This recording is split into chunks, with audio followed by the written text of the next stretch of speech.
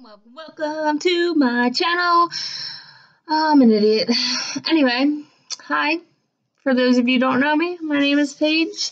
This will be my channel where I document my VSG journey, which started pre-op November 21st. My surgery day was December 5th, so that puts me 2 weeks out come the 19th of December.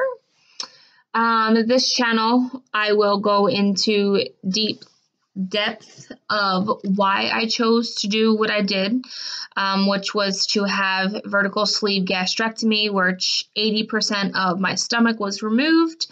I will go into depth of my pre-op diet, my post-op diet, my struggles, my hell yes moments, pretty much my life and my progress. So if you don't want to hear about weight loss constantly, just hit the X button in the top right-hand corner, because that's all this channel is going to be about, and whatever. So let's get right into it. I've always been a heavy, chubbier kid. Since I want to say probably middle school, I was always the heaviest of my friends, always the brunt of all jokes. Whatever anyone could say about me, they said it. I've heard it. The fat jokes, the go eat a Twinkie, you know, typical jerk off comments that people make. It wasn't until I want to say 8th grade year where things kind of took the turn for the absolute worst. I have a great personality, very bubbly, talk to everybody, so I've never had an issue with having friends, getting along with people. Well, I'm kind of a bitch sometimes, so not many people like me, but for the people who do like me, it wasn't hard to keep friends. So 8th grade year, I can remember I was in English, and I sat right behind two of my best friends. Well, who I thought were my friends. I could tell that they were talking smack through a note that they were passing back and forth right in front of me. They were stupid enough to throw it in the trash instead of ripping it up and putting it in the recycling bin. So you're damn right, if I feel like I'm being talked about, I went trash diving in that trash can. And they wrote in 2 different colored inks. They were talking about how much they hated the way I looked, how they wanted to stab the fat off me and leave me in the woods to die. One of them was going to bring in a gun and shoot me the next day. So I'm going to say that that was probably the lowest low of my life. At 13, you're a very, very impressionable, especially as a female.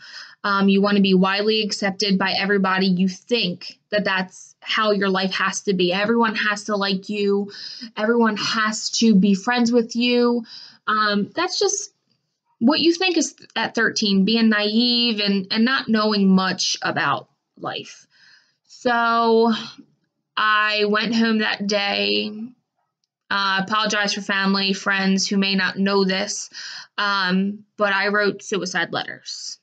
A couple of them. One to my mom, one to my dad, one to my sister. I was pretty close. I believe I was going to hang myself. I'm honestly, I forget. I'm not really sure. I never made it that far, thank God, because I heard my sister come in the door and yell for me. So that stopped that there. Moving forward, I didn't. My mom got the girls arrested the next day from middle school. They were pretty serious threats. My mom feared for my life. On top of knowing what I almost did, it was also another super, super fear that she had. And it was just, it was pretty crazy of a year. That pretty much gave me zero self-confidence. pretty much made me feel like the scum on some homeless person's shoe. I pretty much felt minuscule. Like I didn't matter. Like no one wanted me on this earth. I didn't even want me on this earth at that time of my life. I didn't feel worthy enough. I didn't feel comfortable in my own skin. I didn't have what most people had at 13. I didn't feel the self-acceptance. I didn't feel acceptance from others. I didn't like the way I looked, but I was used to it. That's how I have been my whole entire life.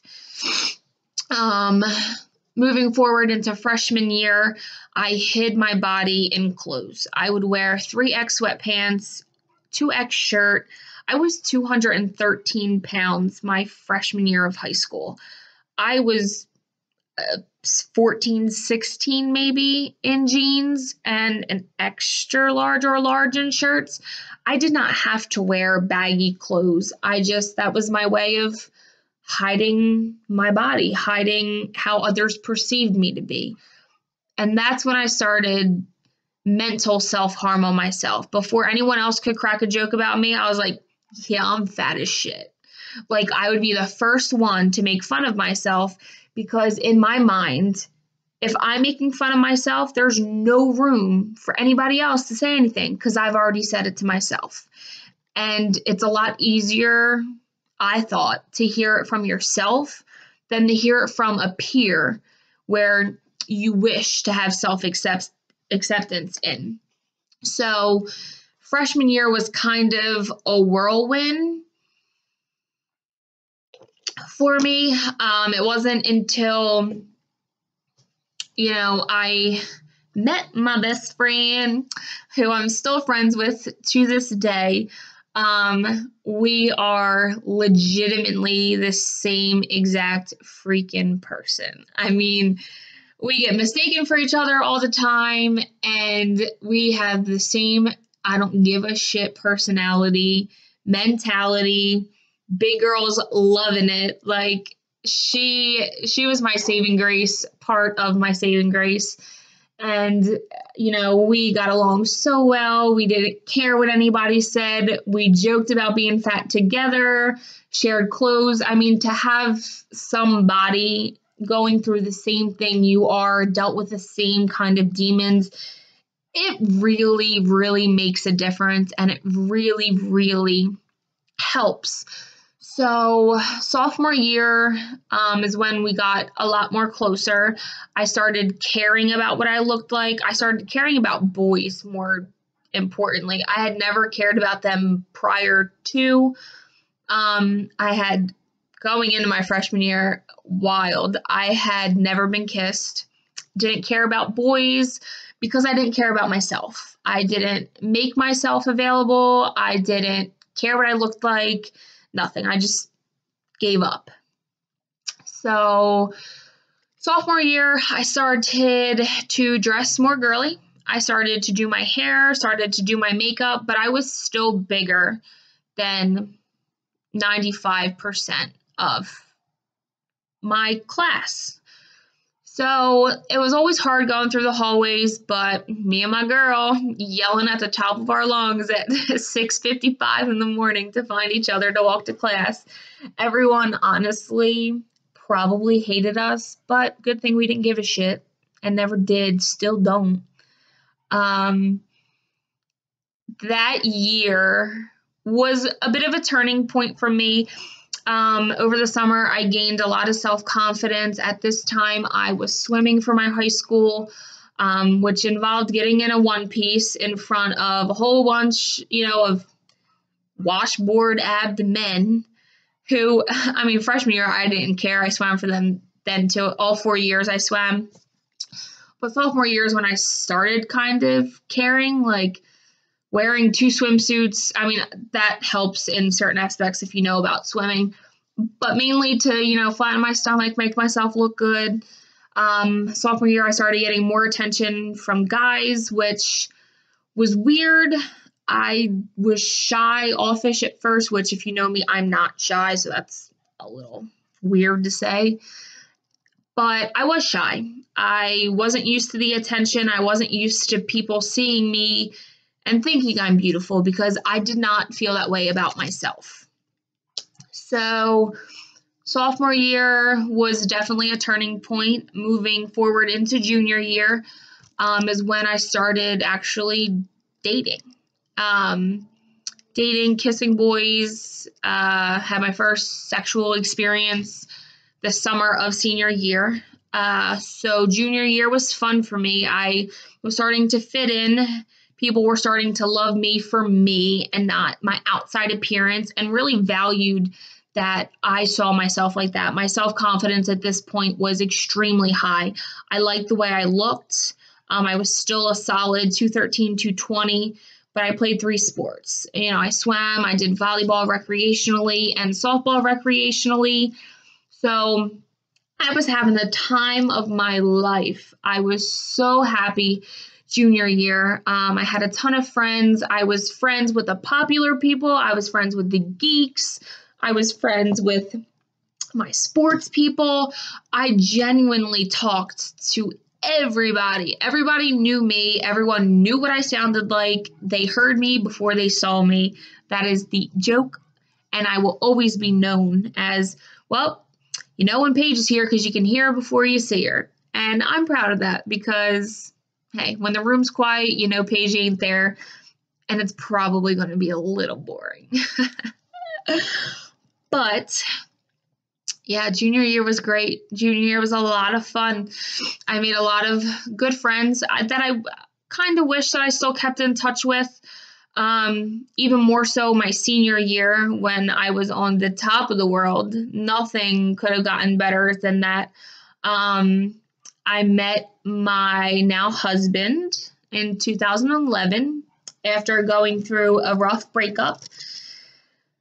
I met him because he is my best friend's cousin that they reconnected with come 2010, I believe. So when my best friend turned 18, she had an 18th birthday party, and that's when we met. I was actually going to hook up with somebody else, and he was there, and I was like, wow, he's real cute. I was like, but no, he's the kind of guy that I'll never get. He's way too good looking for me. He probably likes skinny blondes, like brunette, and I'm fat. So that kind of puts me out of that question. So to my surprise, we hung out for like a year. I called him Cousin Drew. So freaking weird that now that we're married. Yeah, so a year after, I met him in April of 2011, when I came home from senior trip. He picked me up after my flight was delayed a couple thousand times because Southwest sucked. He picked me up with a bouquet of flowers, and the next day he took me out to lunch, and that's when we started dating.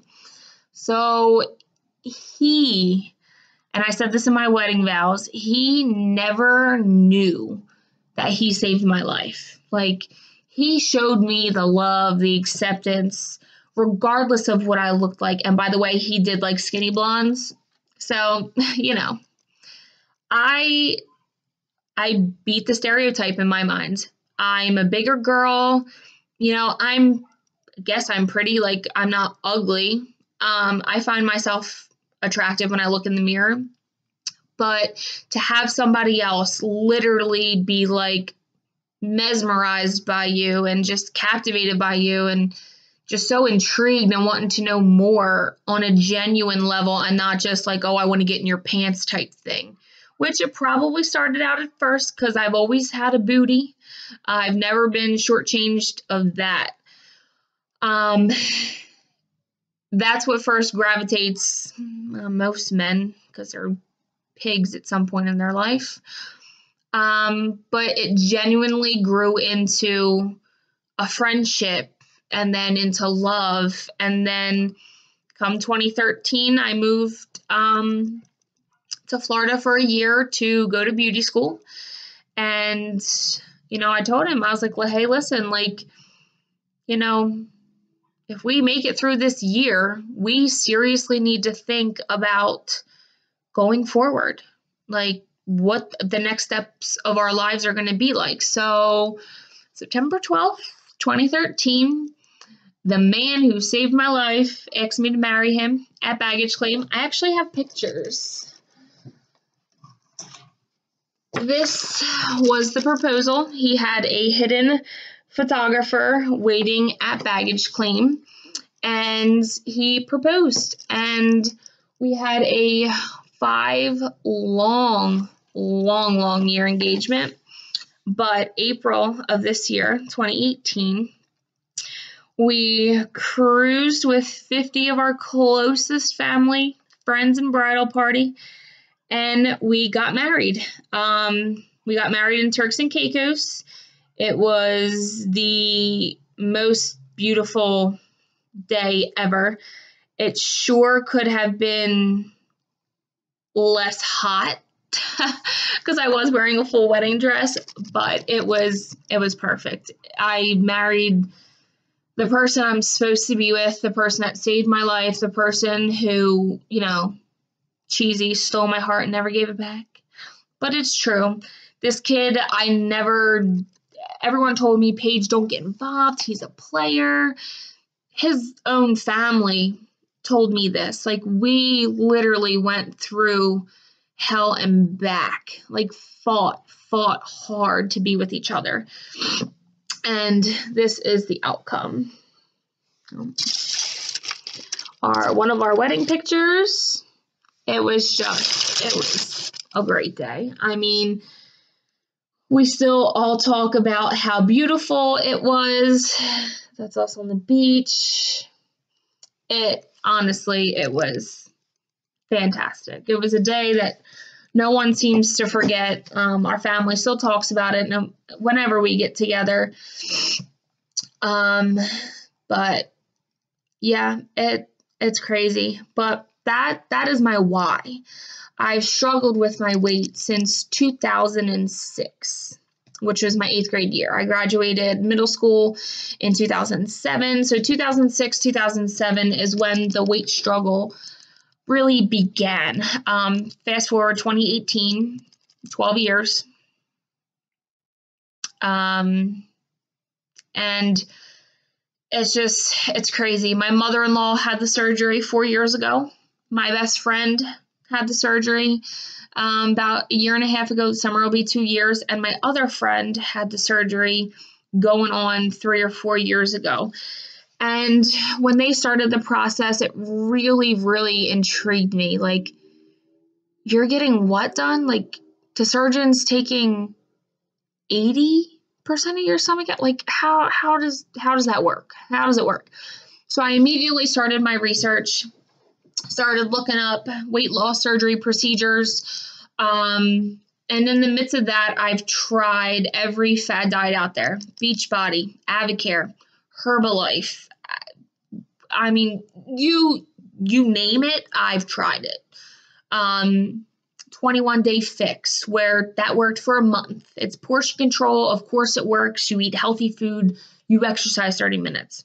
Of course, anybody's body who's overweight is going to respond to that. But the actual fact of it sticking is a totally 100% different story.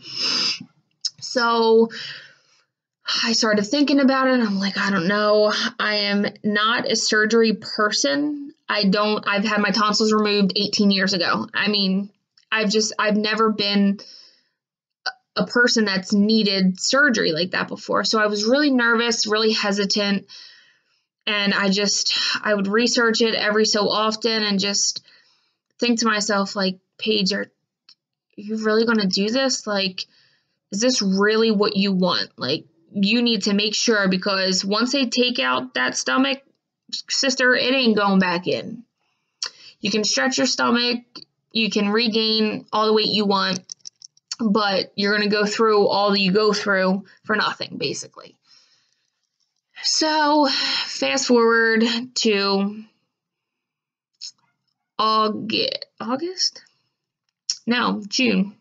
June this year, 6 months ago. Actually, yeah, 6 months ago, I got hired at Our Lady of Lourdes. I work in the cardiology department in Cherry Hill, New Jersey. I found out through new hire orientation that if you have a procedure done at a Lourdes facility with a Lourdes doctor, it is 100% covered. Deductible waived, your overnight, once you're admitted, your ER copay is gone. Once you're admitted, your deductible is waived. So it got me thinking. One of the main factors that holds anybody back from doing anything substantial is money. I had my golden ticket right in front of me. Literally, a paid surgery right in front of me. And I thought it was crazy. I'm like, nah, that's a lie. Like, okay, going to the doctors and not having a copay and not having to pay for it is different than getting surgery. I didn't believe it, but it's true. I started my journey in August. I went to a free seminar. I met with the surgeon who I thought I wanted to go with. His name is Dr. Mark Salcone, through Our Lady of Lourdes, and he was awesome. I mean, right in that seminar, you could tell he is a no bullshit doctor. Tells you exactly how it is, does not hide things from you. My kind of person. Like, let's shoot the shit. Don't beat around the bush. Like, give it to me straight. Let me know. So I had to wait until my insurance was active. I had to wait 60 days past being an employee to have my insurance active. So I knew it would be active August 1st. So I made my appointment for August 5th to meet with him. I met with him, gave him all my records, which included a severe cardiac history, which is also another part of my why, which I will get to at the end of this video. I gave that all to him. He told me I was a perfect candidate. My BMI was 46, which is severely morbidly obese.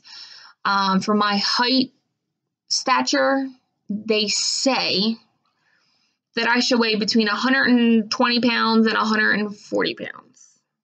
That's a healthy BMI for 5'6" female. I don't know if any of you have seen my dad. For the people who know me, know my dad. My dad was a professional wrestler. I am not built to be a stick. I'm a brick house. My dad is a brick house. So there ain't no way this girl is going to be 120. 150, 160, now we're talking. But healthy is my goal. So I met with him. He went over everything with me. He's like, you already did a sleep study. That came back negative. I'm not going to do it again. You've had a cardiac MRI at Penn and a ton of cardiac testing. I'm not going to torture you with that again. So pretty much the only thing I needed to do was meet with a nutritionist 3 times, once a month. That would satisfy Aetna's requirement of 90 days of supervised dieting. In that 3 months, I could not gain or weigh.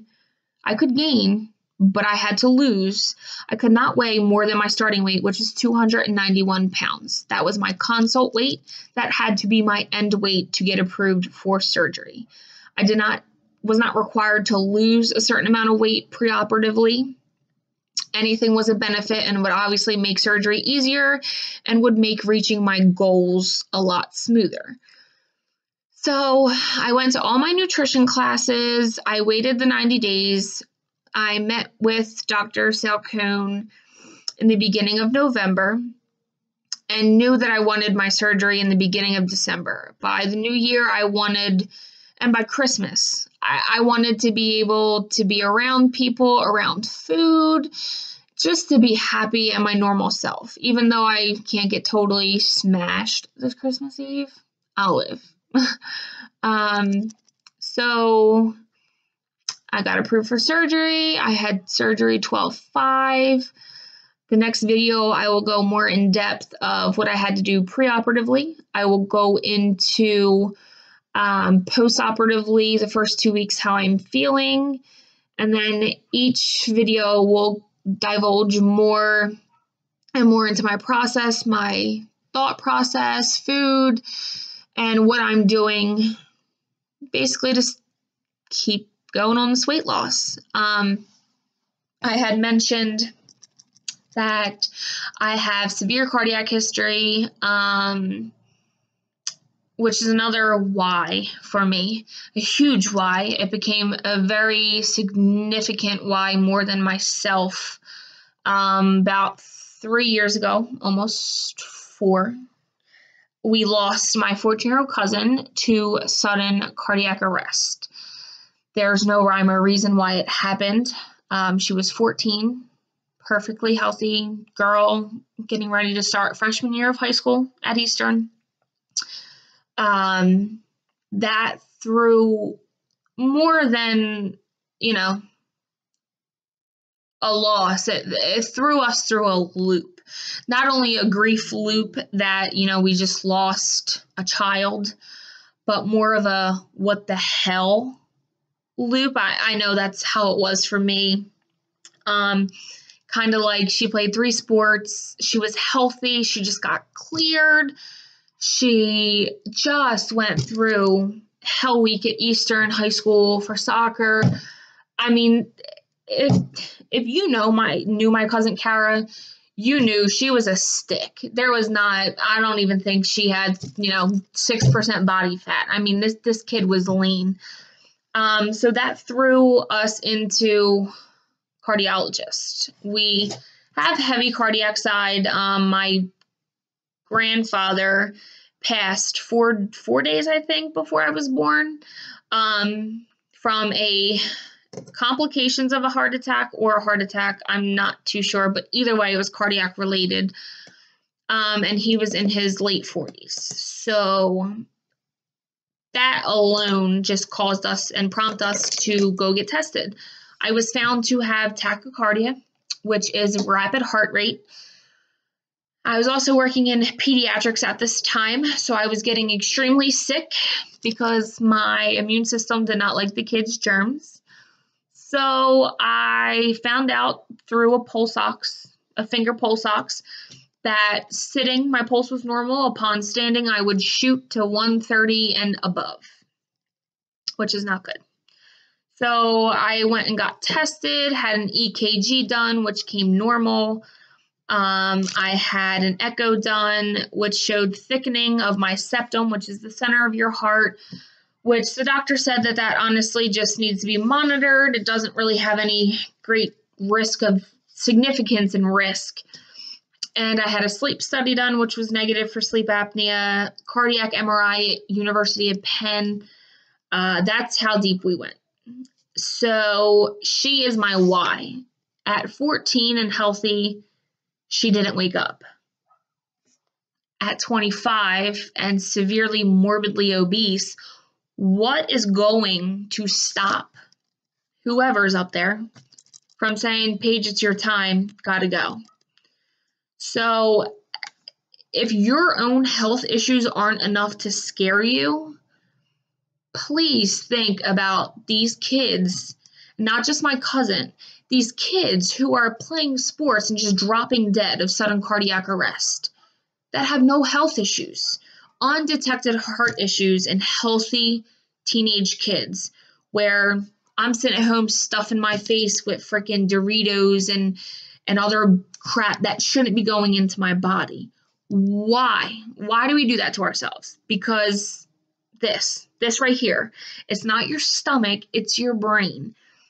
My only tip to anybody thinking about getting the surgery, coming across this video, if you made it to the end, you're a trooper. Find your why. If your why is not good enough to scare the shit out of you, that you're gonna croak if you keep doing what you're doing, don't get the surgery. Don't get it. I researched it for 3 years. 3 years I waited for an opportunity to say, you know what, Paige, balls to the wall, let's go. And that's exactly what I've done since my insurance became active August 1st. Balls to the wall, not stop until I got there, and I got there. So if anybody could give any prospective VSG or bypass, any weight loss surgery advice, it would be to make sure your why is enough to scare the shit out of you. If your why doesn't scare you, if your why doesn't drive you, your why is not good enough. Your why is not substantial enough for you to make a mental change. Because getting your stomach cut out is not your fix. I have been living, not an ad, on these for a month. I was on a 2-week liquid diet, and I just got approved for purees today at my surgeon's appointment.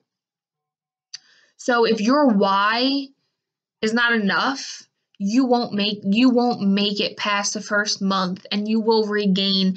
And that is what I've been told is the scariest part about VSG or bypass, any weight loss procedure, is regain.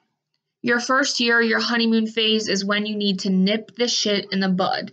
And I can tell you, if your mind doesn't change, you won't make it.